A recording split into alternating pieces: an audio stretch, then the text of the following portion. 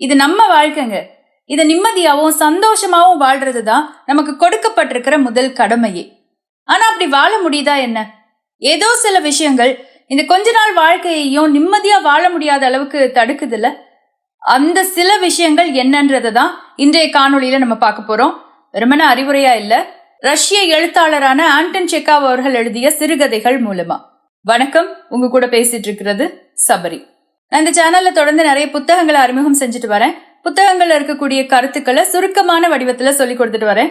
உங்களுக்கு இது மாதிரி காணொளிகள் பிடிக்கும்னா என்ன தொடர்ந்து ஃபாலோ பண்ணிட்டு வாங்க. அந்த வரிசையில இன்னைக்கு மனிதர்களை வாழவே விடாம அவங்க நிம்மதியையும் சந்தோஷத்தையும் சூறையாடக்கூடிய 3 தவறுகள் என்னென்ன பார்க்கலாமா? முதல் தவறு, ஒரு மனிதனை வாழவே விடாத முதல் தவறு, சமூகத்தை பற்றிய பயம். நீங்களே யோசிச்சு பாருங்க. உங்களுக்கு பிடிக்கும்னாலும் கூட இந்த சமூகம் என்ன நினைக்குமோ, சுத்தி இருக்கிறவங்க என்ன நினைப்பாங்களோங்கிற பயத்துல எத்தனை விஷயத்த நீங்க தியாகம் பண்ணிருக்கீங்கன்னு.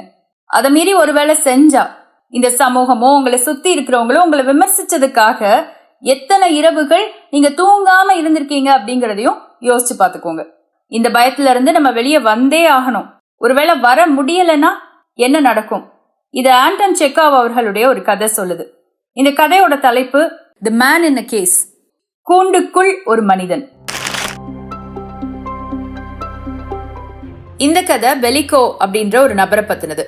இந்த பெலிகோ ஒரு கிரேக்க ஆசிரியர். பள்ளிக்கூடத்துல ஆசிரியரா வேலை பார்த்துட்டு இருப்பாரு. ஆனா எதுக்கெடுத்தாலும் பயப்படுவாரு. இந்த தெனாலி படத்துல வர மாதிரி எதுக்கெடுத்தாலும் பயம். வெயில்னா பயம், மழைனா பயம், 4 பேர் கூட்டமா இருந்தா பயம், திடீர்னு ஒருத்தர் தன்னை பார்த்து சிரிச்சா கூட பயம். இது எல்லாத்தையும் விட பெரிய பயம் அவருக்கு என்ன தெரியுமா? மற்றவர்கள் தன் மீது வைக்கிற விமர்சனமும் தன்னை பத்தி மத்தவங்க என்ன நினைச்சிருவாங்க அப்படிங்கிறதும். இப்படி பயத்தோடையே இந்த பெலிகோ வாழ்ந்துட்டு இருக்காருன்னு வச்சுக்கோங்களேன். திடீர்னு அவர் வாழ்க்கையில ஒரு வசந்தம் வீசுது. அதாவது அவரை ஒரு பொண்ணு காதலிக்கிறா. அவளோட பேரு வரிங்கோ. அவரை விட வயசுல சின்ன பெண். ஆனா அவர் மேல விருப்பம் இருக்குன்னு சொல்லாம சொன்ன பெண். எதுக்கு எடுத்தாலும் பயந்துட்டு இருக்கிற இந்த பெலிகோவுக்கும் அவளை பிடிச்சிருச்சுன்னே வச்சுக்கோங்க. ஆனா அவகிட்ட போய் சொல்றதுக்கு தைரியம் இல்ல. அவளோட அண்ணன் நம்மளை பத்தி தப்பா நினைச்சிட்டா என்ன பண்றது? நம்ம அவகிட்ட போய் சொல்லி அவ ரிஜெக்ட் பண்ணி அதை பார்த்து சுத்தி இருக்கிறவங்க எல்லாம் நம்மள ஏதாவது நினைச்சிட்டா என்ன பண்றது? இந்த மாதிரி பயங்கரமான யோசனைகள் பெலிகோவுக்கு. இப்படிப்பட்ட சூழ்நிலையில என்ன நடந்துருது? ஒரு அசம்பாவிதம் நடந்துருது.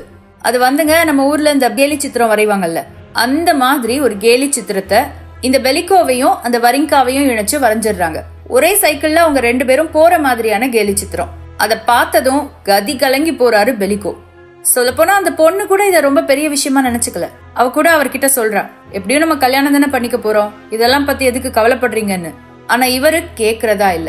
இதுல இந்த பட்ட காலிலே படுங்கிற மாதிரி அவருக்கு வேற ஒரு அவமானமும் நடக்குது. அந்த வரிங்காவோட அண்ணன் ஒரு இடத்துல வச்சு இவர்கிட்ட பிரச்சனை பண்ணி இவரை தள்ளி விட்டுறான். ஏற்கனவே சமூகத்தோட விமர்சனத்துக்கும் மத்தவங்க என்ன நினைப்பாங்கிற பயத்திலையும் வாழ்ந்துகிட்டு இருந்த பெலிகோவுக்கு இந்த 2 சம்பவங்களும் மரண அடிதான். கவலைப்பட்டுக்கிட்டே இருந்தாரு. எது வரைக்கும்? தன்னோட உடல் நிலை பாதிக்கிற வரைக்கும்.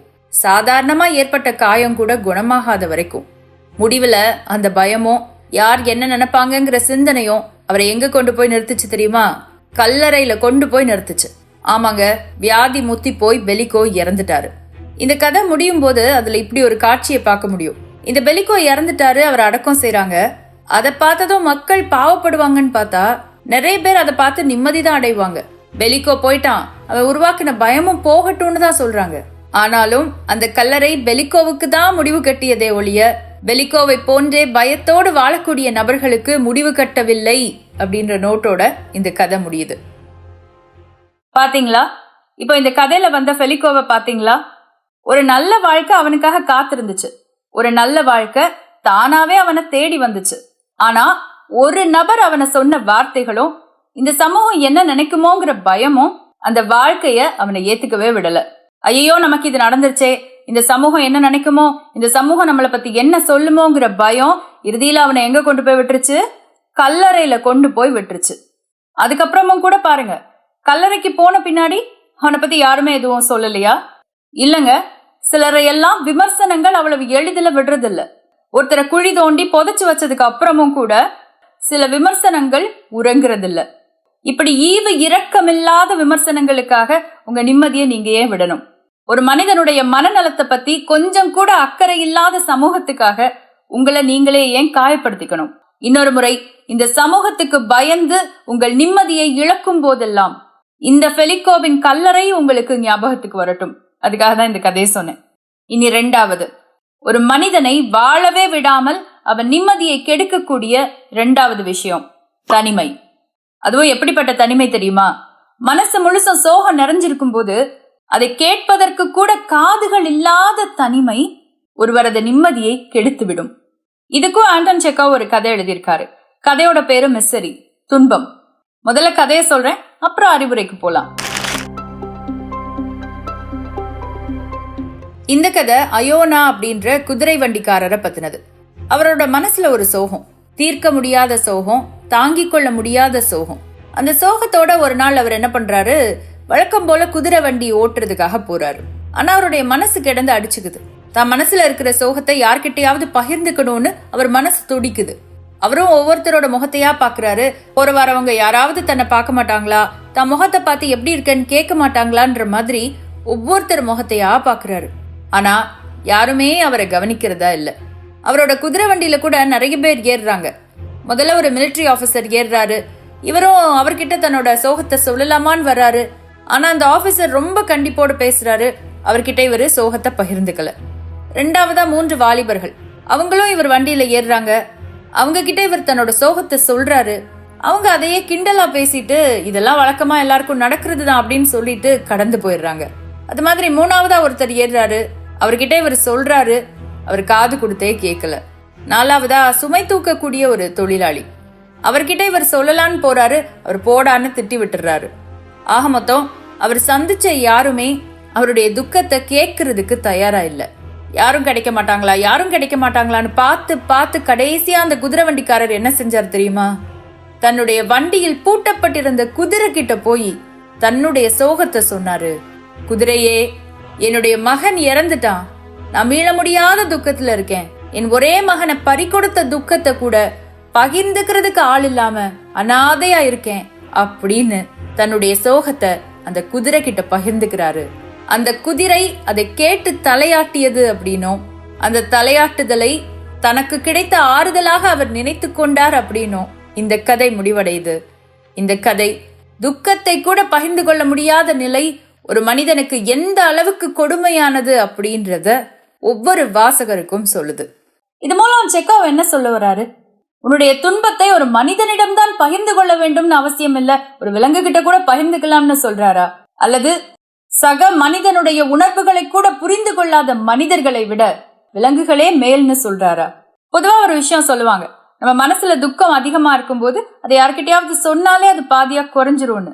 அப்படி இருக்க அந்த துக்கத்தை கேட்பதற்கான காதுகள் கூட இல்லாத தனிமை எவ்வளவு கொடுமையா இருந்திருக்கும் இல்ல? இது போன்ற துன்பத்தை என்றாவது நீங்கள் அனுபவித்ததுண்டா? மனசு முழுசும் துன்பம், யார்கிட்ட பகிர்ந்துக்கிறதுனே தெரியல. யார் கூடயாவது பகிர்ந்துக்கலான்னு நினைச்சா கூட அதை கேட்கறதுக்கான காதுகள் இல்ல. இது போன்ற ஒரு துன்பத்தை நீங்க என்னைக்காவது அனுபவிச்சிருக்கீங்களா? நான் அனுபவிச்சிருக்கேன். அது எவ்வளவு கொடுமையா இருக்கும்னு எனக்கு தெரியும். அப்படிப்பட்ட துன்பங்களை தாங்கி கொண்டிருக்கிற முகங்கள் எப்படி இருக்கும், அந்த கண்கள் எப்படி இருக்கும்னு எனக்கு தெரியும். இந்த இடத்துல உங்ககிட்ட நான் ஒரு வேண்டுகோள் வைக்கிறேன். யாரையும் தனிமைப்படுத்தாதீங்க. அது பள்ளிக்கூடமா இருக்கலாம், கல்லூரியா இருக்கலாம், இல்ல உங்க ஆபீஸா இருக்கலாம். யார் ஒருத்தரையுமே தனிமைப்படுத்த நினைக்காதீங்க.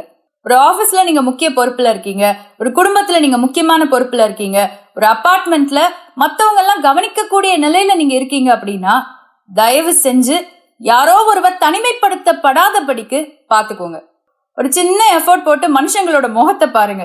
முகம் வாடி இருந்தா என்னாச்சுன்னு கேள்வியாவது கேளுங்க. உங்களை மாதிரி மனுஷங்களாலேயாவது இந்த உலகம் அழகாகட்டும். அதே மாதிரி தனிமையில இருக்கிறவங்களுக்கு சொல்றேன், ஒரு வட்டம் உங்களை தனிமைப்படுத்திருச்சுங்கிறதுக்காக இந்த உலகமே உங்களை தனிமைப்படுத்திருச்சுன்னு அர்த்தம் இல்ல. ஒரு வட்டம் உங்களை ஆதரிக்கலைன்னா இன்னொரு வட்டம் உங்களை ஆதரிக்கும். ஒரு சிலர் உங்களை தனிமைப்படுத்தினா இன்னொருத்தங்க உங்களை சேர்த்துக்கிறதுக்கு இருப்பாங்க. அதுக்கு முதல்ல உலகம் பெருசுன்னு நம்பணும். குண்டு சட்டிக்குள்ளேயே குதிரை ஓட்டிட்டு இருக்காம உடைச்சு வெளியே தேடணும். உங்க தனிமை மாறும். உங்கள் துன்பத்தை கேட்பதற்கான நபரும் உங்களுக்கு கிடைப்பாங்க. சரி, இப்ப 3வது தவறு, மனிதர்களுடைய நிம்மதியை பறிக்கக்கூடிய 3வது தவறு, அடுத்தவர்களுடைய பார்வையில் சிறந்த வாழ்க்கையை வாழ வேண்டும் என்ற எண்ணம். முதல்ல சிறப்பான வாழ்க்கைனா என்னங்க? உங்களை பொறுத்த வரைக்கும் சிறப்பான வாழ்க்கைன்னா என்ன? அறிஞர் பெருமக்களை பொறுத்த வரைக்கும் சிறப்பான வாழ்க்கைன்னா என்ன தெரியுமா? மனுஷங்க உழைக்கணும், உழைக்கிற அளவுக்கு அறிவை வளர்த்துக்கணும், தன்னையும் தன் குடும்பத்தையும் சந்தோஷமா வச்சுக்கணும், இந்த சமுதாயத்திலையும் பொறுப்புள்ள ஒரு நபரா நடந்துக்கணும். இது தாண்டி தன்னால முடிஞ்ச அளவுக்கு இந்த சமூகத்துக்கும் பயனுள்ள நபரா ஒரு நபர் வாழ்ந்துட்டாலே அது சிறப்பான வாழ்க்கை தான். ஆனா நம்ம அதுக்கு என்னெல்லாம் கற்பனை பண்ணி வச்சிருக்கோம் பாத்தீங்களா? அந்த கற்பனையில எத்தனை விஷயங்கள் அடுத்தவங்க பார்வைக்காக வாழ்றதுக்காக மட்டுமே கற்பனை பண்ணி வச்சிருக்கோம்னு பாத்தீங்களா? இதையும் ஆண்டன் செக்கோவுடைய ஒரு கதை சொல்லுது. கதையோட பேரு கிராஸ் ஹோப்பர், வெட்டுக்கிளி. இந்த கதை ஓல்கா அப்படின்ற பெண்ணை பத்தினது. இந்த ஓல்கா ஒரு ஆர்டிஸ்ட், ஓவியம் வரையக்கூடிய பெண். இவளை திருமணம் செஞ்சு கொடுத்திருந்தது ஒரு மருத்துவருக்கு. ஆனா என்னவோ தெரியல, ஓல்காவுக்கு அவர் மீது ஈர்ப்பே ஏற்படல. இந்த சமூகத்துல அந்தஸ்து வாய்ந்த நபராக, மதிப்பு வாய்ந்த நபராக அவரை பார்த்தா அவளுக்கு தோணவே இல்லை. அவளை சொல்லி குத்தம் இல்லை, அவ வாழ்ந்த வட்டம் அப்படி. அந்த காலத்துல இந்த ஓவியர்கள், எழுத்தாளர்கள், கலைஞர்கள் இவங்களுக்கான அந்தஸ்து உயர்ந்ததா இருந்துச்சு. அவங்கெல்லாம் அடிக்கடி விருந்துகள்ல சந்திச்சுக்குவாங்க. ஓல்காவும் ஒரு ஓவியர் அப்படின்றதுனால அப்படிப்பட்ட வட்டத்தோட தான் அவ பழகி இருந்தா. அதெல்லாம் பார்த்து பார்த்து பழகி அவங்களுக்கெல்லாம் இணையானவனாக தன்னுடைய கணவன் இல்லையே, அவங்க கிட்ட எல்லாம் கொண்டு போய் அறிமுகம் செய்து வைக்கக்கூடிய அளவுக்கு பிரபலமான ஒருவனாக தன்னுடைய கணவன் இல்லையே அப்படின்ற எண்ணம் அவ கணவன் மேல அவளையும் அறியாம அவளுக்கு வெறுப்பதான் கொடுத்துச்சு. இப்படி இருக்கும்போது ஓல்கா என்ன பண்றா, ஒரு விருந்துல வச்சு ஒரு ஓவியரை பாக்குறா. அந்த ஓவியர் மீது காதல் கொள்றா. இப்ப அப்படியே இந்த பக்கம் பார்த்தா இந்த ஓல்காவுடைய கணவரை பார்த்தா அவர் ஒரு சிறந்த மருத்துவர், தன்னிடம் வரக்கூடிய நோயாளிகளை கனிவோடு கவனிக்க கூடியவர். அவருக்கு இந்த ஓல்காவுடைய எண்ணங்கள்லாம் தெரியாதான்னு பார்த்தா எல்லாத்த பத்தியும் அந்த மருத்துவருக்கு தெரியும். ஆனா அவர் அதுலயே உழன்றுட்டுலாம் இல்ல. அவன் நம்பிக்கையோட இருக்கான். என்னைக்கா இருந்தாலும் தன்னுடைய மனைவி தான் கிட்ட திரும்பி வருவான்னு நினைக்கிறான். இப்படியாக அவங்க ரெண்டு பேரோட வாழ்க்கையும் நகர்ந்துகிட்டே இருக்க, திடீர்னு ஒரு முறை என்ன நடக்குது, அந்த மருத்துவர்கிட்ட ஒரு சிறு குழந்தை அழைத்து வரப்படுது. அந்த குழந்தை ரொம்ப மோசமான ஒரு வியாதியால பாதிக்கப்பட்டிருக்கு, அதுவும் தொற்று வியாதியால. மத்தவங்க எல்லாம் அந்த குழந்தைய கைவிட்ட பிறகும் கூட இரக்கத்தோடு அந்த குழந்தைய தன்னுடைய பொறுப்பில் எடுத்து அதை நன்றாக கவனித்து குணப்படுத்தி விடுறாரு ஓல்காவுடைய கணவன், அந்த மருத்துவர். ஆனா அதுல விபரீதம் பாருங்க, அந்த குழந்தையிடமிருந்து வியாதி அவளுடைய கணவனுக்கே தொற்றிடுது. அன்றைய காலகட்டமானது எப்படி இருந்துச்சுன்னா, இந்த மாதிரியான தொற்று நோய்கள் வந்தா சரியாகிறது ரொம்ப கஷ்டம். அதே மாதிரி ஓல்காவுடைய கணவரும் இறந்து போறார். அடுத்தது அவருக்கு ஃபியூனரல், இறுதிச் சடங்கு நடக்குது. அந்த இறுதிச் சடங்கின் போதுதான் இதுவரைக்கும் தான் கணவன் கிட்ட பார்க்காத ஒரு பக்கத்தை ஓல்கா பாக்குறா. இதுவரைக்கும் அவ என்ன நினைச்சா, அவன் ஒரு மதிப்பு இல்லாதவன், சமூகத்துல அந்தஸ்து இல்லாதவன் அப்படின்னு தானே. ஆனா அவனுடைய இறுதிச் சடங்கில் ஆயிரக்கணக்கான மனிதர்கள் கலந்துக்கிறாங்க. ஒவ்வொருத்தரும் அவனை தெய்வம் மாதிரி பாக்குறாங்க. ஏன்னா அத்தனை பேருக்கு அவன் மருத்துவம் செஞ்சிருக்கான். பணக்காரர்கள், ஏழைகள், குழந்தைகள், முதியவர்கள், எத்தனையோ பெரிய பெரிய பதவியில இருந்தவங்க எல்லாருமே வந்து அவனுக்கு மரியாதை செலுத்துறாங்க. கடவுளுக்கு இணையாக அவனை வச்சு பாக்குறாங்க. இது எல்லாத்தையும் பார்த்த ஓல்காவுக்கு அப்போதான் மண்டையில ஒரு விஷயம் உரைச்சது. அவ ஒரு வட்டத்துல இருந்தா. அந்த வட்டத்துல இருக்கிறவங்க எதை சிறப்புன்னு நினைச்சாங்களோ அதை அவ சிறப்புன்னு நினைச்சா. அந்த வட்டத்துல இருக்கிறவங்க எதை மதிப்புன்னு நினைச்சாங்களோ அததான் அவ மதிப்புன்னு நினைச்சா. அதையே அடிப்படையா வச்சு கணவனை ஒதுக்குனான். ஆனா இங்க வந்து பார்த்தா எல்லாமே தலைகீழா இருக்கு. ஒரு நபர் சிறந்த நபரா இருக்கிறதுக்கு அவங்க ஓவியரா இருக்கணும், எழுத்தாளரா இருக்கணும், நடிகரா இருக்கணும்னு எதுவுமே தேவைப்படல. மனிதத்தன்மையோடும் இரக்கத்தோடும் நடப்பதே ஒரு மனிதனை சிறந்தவனாக்கி விடுகிறது. அந்த உண்மை ஓல்காவுக்கு அவன் மரணத்துக்கு பிறகுதான் தெரிகிறது. அவளை விட்டு திரும்பி வர முடியாத இடத்துக்கு அவன் போன பிறகுதான் அவனுடைய அருமையே ஓல்காவுக்கு புரியுது. ஆனா அதனால என்ன பிரயோஜனம் இருக்கு? யோசிச்சு பார்த்தா இந்த கதையோட முடிவு உங்களை வருத்தப்பட வைக்கலாம். ஆனா இதுதான் உண்மை. எளிமையான மனிதர்களை, எளிமையான மனிதர்களுடைய அன்பை நம்ம இப்படிதான் உதாசீனப்படுத்துறோம். எளிமையான மனிதர்கள் மரணிக்கிற வரையிலும் அவங்களோட அருமைய நம்ம உணர்றது கிடையாது. இந்த கதையை வாசிச்சதும் எனக்கு தோணுச்சு, உயர்வு, தாழ்வு, சிறந்தது, சாதாரணமானது, இது எல்லாத்தையுமே அடுத்தவங்க பார்வையை மட்டுமே வச்சு நம்ம தீர்மானிக்கிறோமோ? நம்ம எல்லாருக்குள்ளேயும் ஒரு ஓல்கா வாழ்ந்துட்டு இருக்காளோ? எனக்கு பெரிய அறிவுறுத்தலா இருந்துச்சுங்க. ஓடி ஓடி இழந்த நம்பிக்கையும் மகிழ்ச்சியும் நம் பார்வைக்கு சிறந்த ஒரு வாழ்க்கையை வாழ தொடங்கும் போதுதான் கிடைக்குங்கிற நம்பிக்கைய இந்த கதை எனக்கு கொடுத்துச்சு. உங்களுக்கும் அதே நம்பிக்கை பிறந்திருக்கும்னு நினைக்கிறேன். ஞாபகம் வச்சுக்கோங்க, ஒன்று, இந்த சமூகம் என்ன சொல்லுமோ, சுத்தி இருக்கிறவங்க என்ன சொல்லுவாங்களோன்னு பயப்படாதீங்க.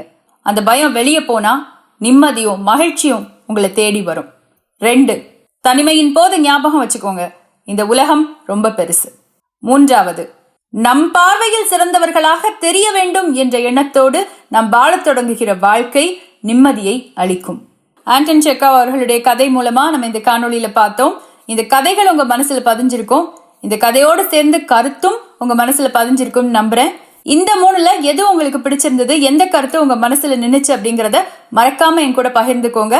நம்ம இன்னொரு நாள் இன்னொரு காணொளியோடு மறுபடியும் சந்திக்கலாம். அதுவரை உங்களிடமிருந்து விடைபெறுவது சபரி. நன்றி, வணக்கம்.